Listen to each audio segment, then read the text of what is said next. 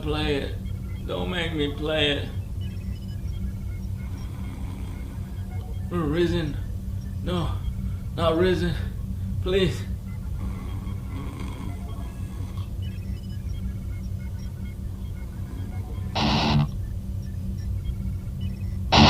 Oh, please. No.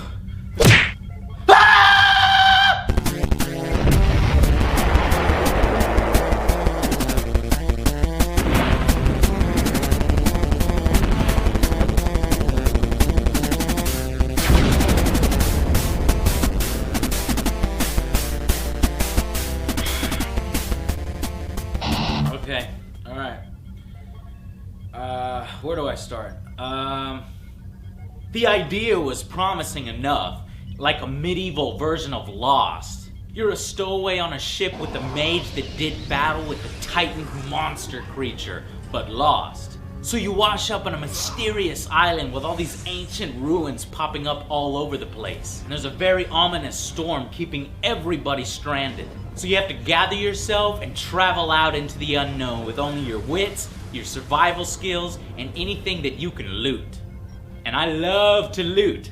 So at first, you're into it. And it was kind of cool that this is a more hardcore RPG, so that it forces you to do things like put away your weapon if you want to pick something up, or cook your own food, or pick berries. Good. It has an unlimited storage system. There's no weight limit to all the stuff that you can loot, so you can pretty much just grab anything that isn't nailed down.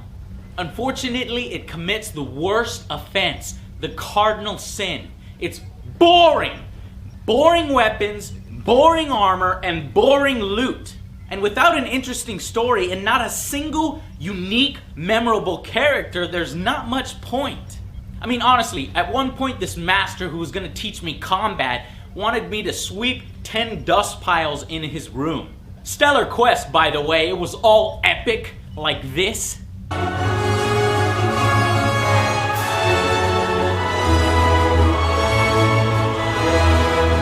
Well, at least it would have been, had I cared, but I couldn't even find his damn room. Apparently, he meant, and the quest text meant, that he wanted me to sweep 10 piles up all around the compound, not his room. And I would have known that had the crap map and quest system bothered to point it out to me.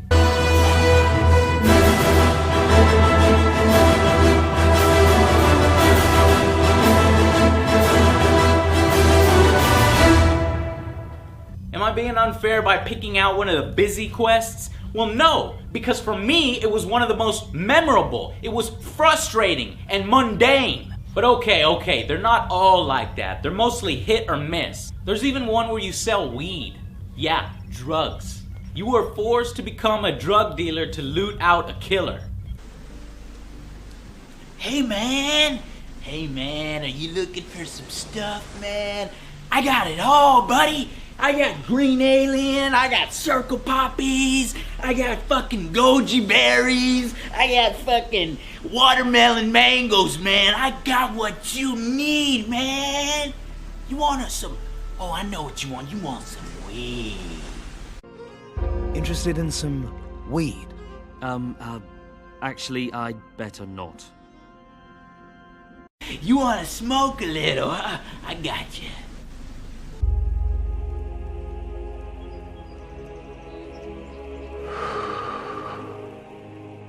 Quiet. I'm thinking.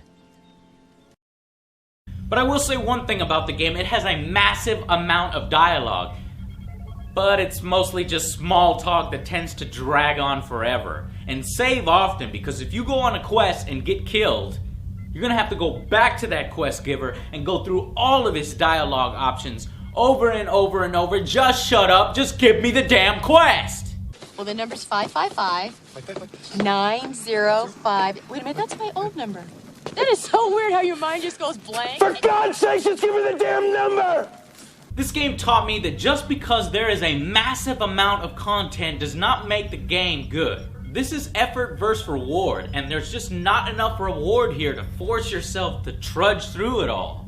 The entire game is flat, and it never has these epic moments. It's as if everything in this game is working against you, trying to piss you off on purpose. Combat uses a lock-on system, which is okay for one enemy, but when 4 wolves come at you, you're gonna de-lock and lock onto all these wolves that are surrounding you and flanking you. So you'll be flailing your arms about, not hitting anything but the air. Which is not very fun, it's frustrating. Pretty much everything just boils down to a prison fight. That's right, because most of the enemies jump backwards to avoid your attack, so what you have to do is position yourself so that the enemy is up against a wall and you start shanking them. You shank them.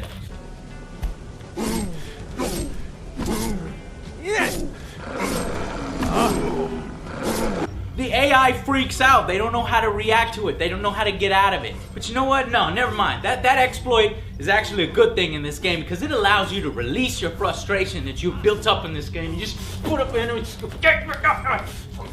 up. Shut up. Yeah.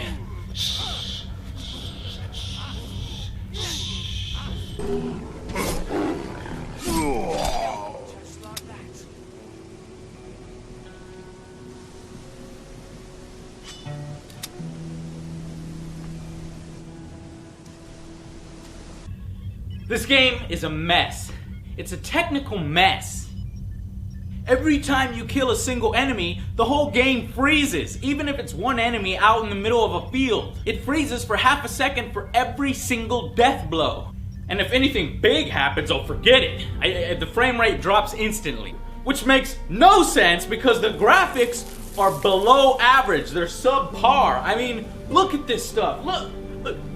Oh, come on! Now, you're not even trying. You're just being lazy now. Look, original Xbox, the PlayStation 1 doesn't even do this. It looks terrible. And to hide all of this, they put most of the game in the dark, which you can't see anything in, and there's no gamma control. Oh yeah, that's right, no gamma control. You know what? I am sure of it. I am sure of it now, that this is just they're trying to piss us off with some cruel experiment. This is like the promise of cheese, except for with no cheese. Just nothing. It tries to mock you.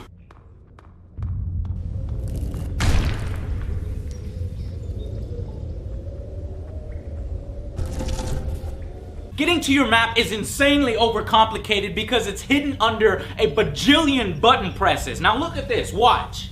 Every time I want to see where the hell I'm going, I have to open up the inventory screen with one of the D-pads. So I press over on the D-pad, it always ends up being the wrong one. I gotta press up, down, left, or right. You gotta press left. So you press left to open up the screen.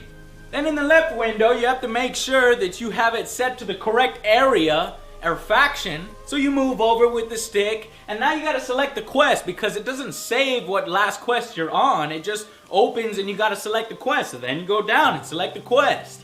So then you move over to this screen and then you go, okay, let me hit the shoulder buttons to get the right region of the map. You go from the world map to the region map to the quest map. And then when you're on the quest map, all you get is a golden arrow that you can't even see.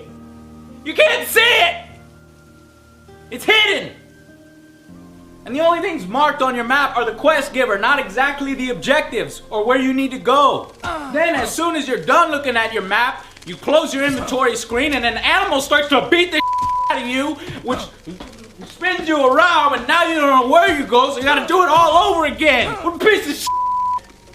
That's what it is.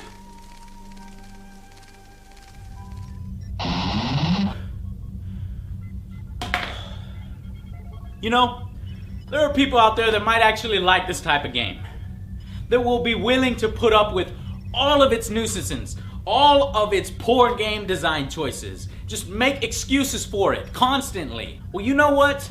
Not you and not me. Not me and not you. Especially not when there's plenty of other RPGs out there that execute it a lot better here. It makes me so mad that I had to play through this entire game for you. I'm sorry. I'm trying to come up with positive things about this game. So let's do that here. I liked how it was kind of hardcore at the beginning, you know, picking up berries, picking up branches, hitting animals with sticks, and trying to stay alive and cooking your food. But But then that just got tedious with all the annoyances that appears later. Okay, maybe 20 hours in, when you get to start to use magic, there's some pretty funny looking spells like levitation.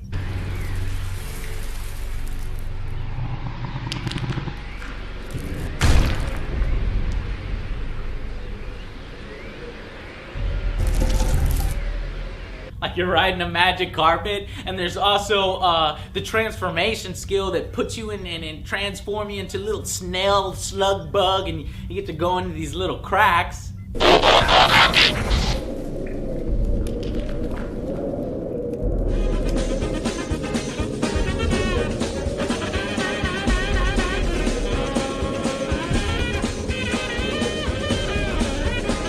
Those are cool spells, and with the Xbox, there's some easy achievements.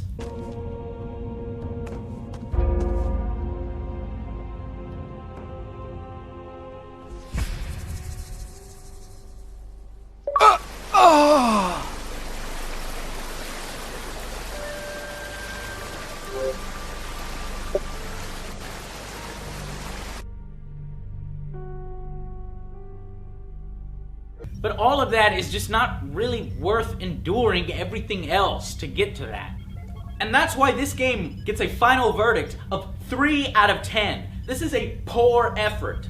And it's lucky that I didn't rate it lower, because there is a massive amount of content, over 60 hours of gameplay. But the question is, will you even want to go through all of it? And it's particularly sad because there are some cool ideas in here that just were not executed well at all. The whole thing is overshadowed by technical issues, a punishing level up system, and a relatively boring storyline. Again, maybe it's from a small team of developers, but that's not our problem. There's no sense in making excuses, and there is no excuse for the counterproductive interface. Now, when this one goes to the bargain bin, which it will, maybe you could pick it up to see what it's like, to better appreciate some of the other Western RPGs that are out there. But other than that, just stay away from this game.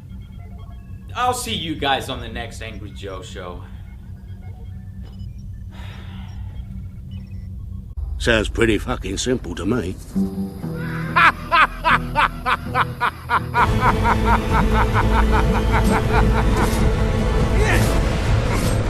Huh?